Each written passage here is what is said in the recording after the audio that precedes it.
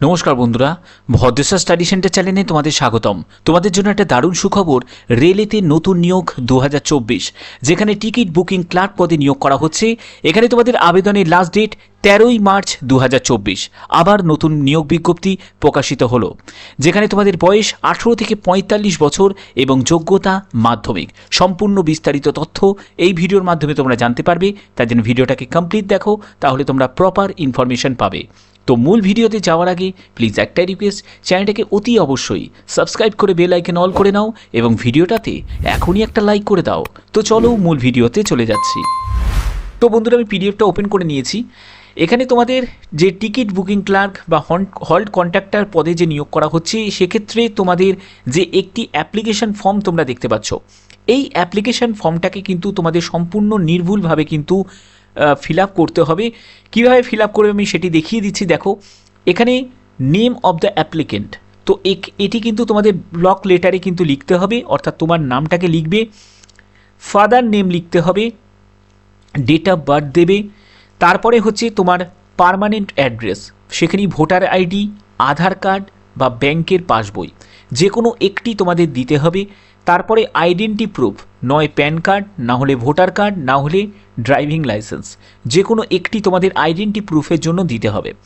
এখানে তোমাদের এডুকেশন কোয়ালিফিকেশনের ব্যাপারটা বলে দিই। এখানে অ্যাটলিস্ট তোমাদের মাধ্যমিক পাস যোগ্যতা চাওয়া হয়েছে। তোমরা যদি হায়ার কোয়ালিফিকেশানের যোগ্যতা যদি তোমার থাকে, তাহলেও কিন্তু তোমরা আবেদন করতে পারবে। তো এখানে তোমাদের যেহেতু মাধ্যমিক পাস যোগ্যতা, তো সেক্ষেত্রে তুমি চাইলে তুমি মাধ্যমিক পাস যোগ্যতাও দিয়ে আবেদন করতে পারো। ঠিক আছে, আচ্ছা, পরবর্তী যেটি আছে সেটি হচ্ছে character certificate from local administrative গান পঞ্চায়েত। তো সেটির জন্য তোমরা নয় যারা মিউনিসিপ্যাল এরিয়া থেকে যারা বিলং করছো, তারা মিউনিসিপ্যালিটি থেকে তোমরা নিয়ে নিতে পারো, অথবা যারা গ্রাম পঞ্চায়েত থেকে বিলং করছো, তারা গ্রাম পঞ্চায়েত অফিস থেকে কিন্তু এই ক্যারেক্টার সার্টিফিকেটটা কালেক্ট করে নিতে পারো। 8 নম্বর যেটি আছে সেটি হচ্ছে fitness certificate from local government hospital clinic institute থেকে। তো এটা তোমাদের কিন্তু মেডিকেল সার্টিফিকেট কিন্তু তোমাদের বানিয়ে নিতে হবে কোনো হসপিটাল বা ক্লিনিক থেকে। তো এই ব্যাপারেও আমি বিস্তারিত বলবো, এজ লিমিটটাও বলবো, সব কিছু ডিটেলসে বলবো। তো দেখো, এখানে তোমাদের তারপরে কি করতে হবে, এখানে তোমাকে সই করতে হবে। এখানে তুমি ফুল অ্যাড্রেস, এই জায়গাটা কিন্তু আপ টু পিনকোড পর্যন্ত কিন্তু ফুল অ্যাড্রেস কিন্তু তোমাদের লিখতে হবে। হয়ে গেল। তারপরে তোমাকে কন্ট্যাক্ট নাম্বার অর্থাৎ মোবাইল নাম্বারটা কিন্তু লিখে দেবে। এরপর কি বলছে দেখো, নোটের জায়গায় বলছে ফটোকপিস অফ সাপোর্টিং ডকুমেন্টস, অর্থাৎ যে ডকুমেন্টসগুলো তোমাদের প্রয়োজন 3 থেকে আপ টু 8 পর্যন্ত, শুড বি সেলফ অ্যাটেস্টেড, মানে অ্যাটাচ করতে হবে by applicant with the application. অর্থাৎ এই অ্যাপ্লিকেশনের সঙ্গে এই 3 থেকে 8 মানে হচ্ছে এই ডেট অফ বার্থের জন্য তোমাদের নয় তুমি বার্থ সার্টিফিকেট দিতে পারো, না হলে মাধ্যমিকের অ্যাডমিট কার্ড, ঠিক আছে, মাধ্যমিকের অ্যাডমিট কার্ড বা সার্টিফিকেট, ঠিক আছে, যে কোনো একটি তোমরা দিতে পারো।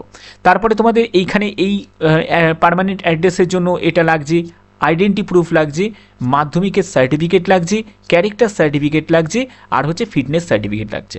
তো এগুলো সব তোমাদের সেলফ অ্যাটেস্টেড করতে হবে। ঠিক আছে, আচ্ছা। তো এবার দেখো, এখানে 2 নম্বরে যেটি বলছে, এখানে মেন ইম্পর্টেন্ট কতগুলো কিন্তু পয়েন্ট আছে। এই পয়েন্টগুলোর ওপর তোমাদের কিন্তু মাথায় রাখতে হবে। সেটি হচ্ছে মিনিমাম এডুকেশন কোয়ালিফিকেশান হচ্ছে মাধ্যমিক। তোমাদের অনেকের কোয়ারি থাকে যে স্যার আমি যদি মানে গ্র্যাজুয়েশন করে থাকি বা মানে MA MSc বা MCom করে থাকি বা এর থেকেও কোনো হায়ার কোয়ালিফিকেশান থাকে, তাহলে কি আমি আবেদন করতে পারবো না? তো এই জায়গাটা তোমাদের বলে রাখি, এটা কিন্তু অ্যাটলিস্ট চাওয়া হয়েছে। তো এর থেকেও যদি তোমার হায়ার কোয়ালিফিকেশান থাকে তাহলেও কিন্তু আবেদন করতে পারবে। আচ্ছা, 3 নম্বর যেটি বলা হচ্ছে সেটি হচ্ছে not be less than 18 years. এখানে কিন্তু আপার এজ লিমিট কিন্তু দেওয়া নেই।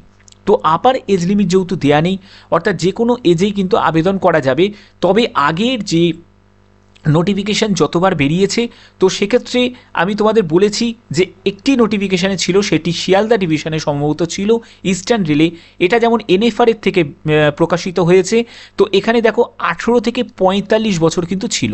তো সেই অনুযায়ী আমি বলছি, এই রিলেটেড যদি তোমাদের আপার এজ লিমিটের যদি কোনো কোয়ারি থাকে, আমি একটি কথাই বলবো, তোমরা যে অফিসে গিয়ে যে জমা দেবে, যে ডিসিএম অফিসে গিয়ে জমা দেবে, সেখানে গিয়ে কিন্তু একটু জেনে নিতে পারো। এখানে ডেট অফ অ্যাপ্লিকেশন, তো এই ডেট অফ অ্যাপ্লিকেশনটা কত?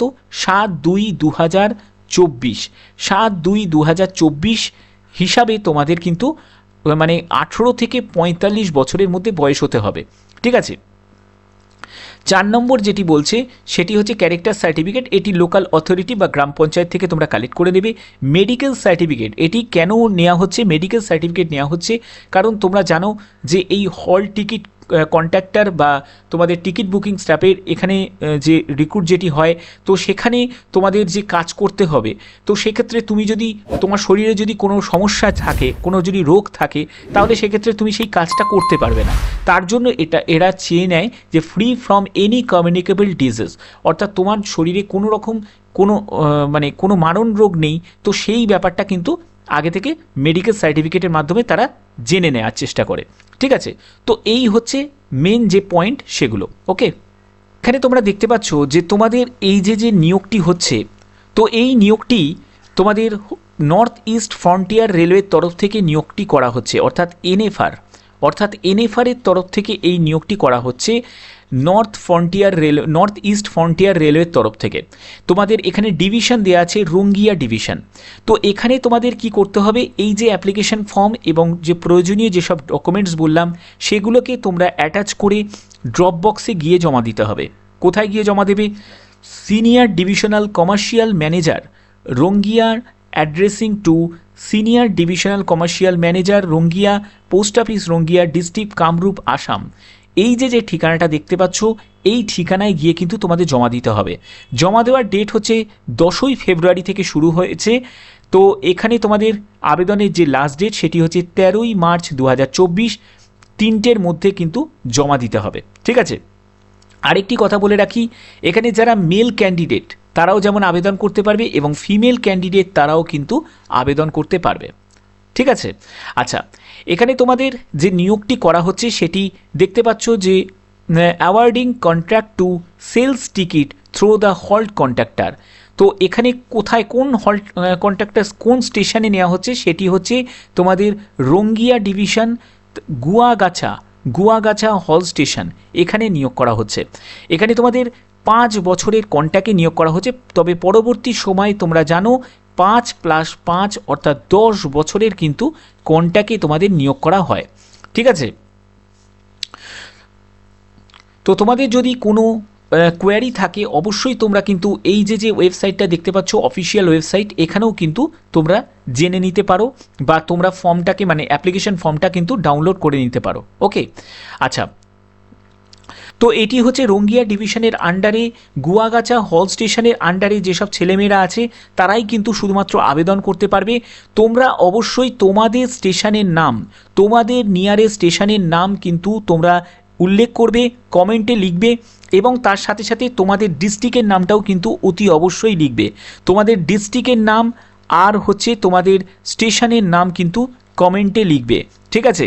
যখনই তোমাদের স্টেশন বা ডিস্ট্রিক্টের যখনই বিজ্ঞপ্তি প্রকাশিত হবে, সেটি ইস্টার্ন রেলের তরফ থেকে বা সাউথ ইস্টার্ন রেলের তরফ থেকে অবশ্যই কিন্তু এই চ্যানেলের মাধ্যমেই কিন্তু তোমরা জানতে পারবে। তো দেখো এখানে যেটা বলা হচ্ছে যে halt contractor should be permanent resident of the place where the hall station, অর্থাৎ যে হল স্টেশন আছে সেই হল স্টেশনে কিন্তু পার্মানেন্ট রেসিডেন্ট হতে হবে, তাহলেই কিন্তু আবেদন করা যাবে। Treated as local resident, it's local within the same district which the station is located, অর্থাৎ যেখানে তোমাদের এই স্টেশনটা আছে সেই সেম ডিস্ট্রিক্ট এবং সেম স্টেশনের কিন্তু যারা বাসিন্দা, সেটি পুরুষ হোক মহিলা হোক, তারাই কিন্তু আবেদন করতে পারবে। অবশ্যই তোমাদের ডিস্ট্রিক্ট এবং স্টেশনের নাম কিন্তু লিখতে ভুলো না। তো এখানে দেখো তোমাদের যে বেতনটি, তো এখানে কিন্তু তোমাদের বেতন কিন্তু সম্পূর্ণ কমিশন ভিত্তিতে, এর আগেও তোমাদের বলেছি যে কমিশন ভিত্তিতেই কিন্তু এখানে বেতন থাকে।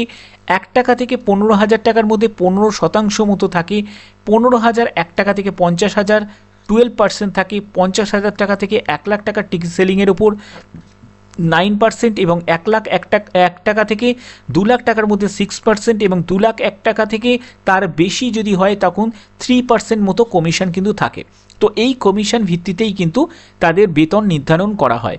তো এখানে তোমরা যখন আবেদন করবে তখন ফর্ম ফিল আপ সহ প্রতিটি তথ্য কিন্তু সঠিকভাবে ইনপুট করার চেষ্টা করবে। আশা করি তোমাদের এই ভিডিওর মাধ্যমে আমি একটি কমপ্লিট ধারণা দিতে পেরেছি। তো অবশ্যই কিন্তু তোমাদের ইস্টার্ন রেলের তরফ থেকে তো বিজ্ঞপ্তি প্রকাশিত হচ্ছে, তার সাথে সাথে কিন্তু সাউথ ইস্টার্ন রেলের তরফ থেকেও কিন্তু বিজ্ঞপ্তি প্রকাশিত করা হবে। তোমরা তোমাদের ডিস্ট্রিক্টের নাম এবং তোমাদের যে নিয়ারেস্ট স্টেশন আছে সেই নিয়ারেস্ট স্টেশনের নাম কিন্তু লিখতে ভুলো না। তোমাদেরও যখন ডিস্ট্রিক্ট বা স্টেশনে যখনই বিজ্ঞপ্তি প্রকাশিত হবে নিশ্চয়ই আমি ভিডিও করে, কারণ আমার চ্যানেলের মাধ্যমে তোমরা কিন্তু সবার আগে কিন্তু ইনফরমেশন পাবে। তো আশা করি তোমাদের ভিডিওটা ভালো লেগেছে। যদি ভিডিওটা ভালো লেগে থাকে অতি অবশ্যই ভিডিওটাতে লাইক করবে, চ্যানেলটাকে সাবস্ক্রাইব করে বেল আইকন অল করে রাখবে। তো আজকের মতো এটুকুই, টাটা।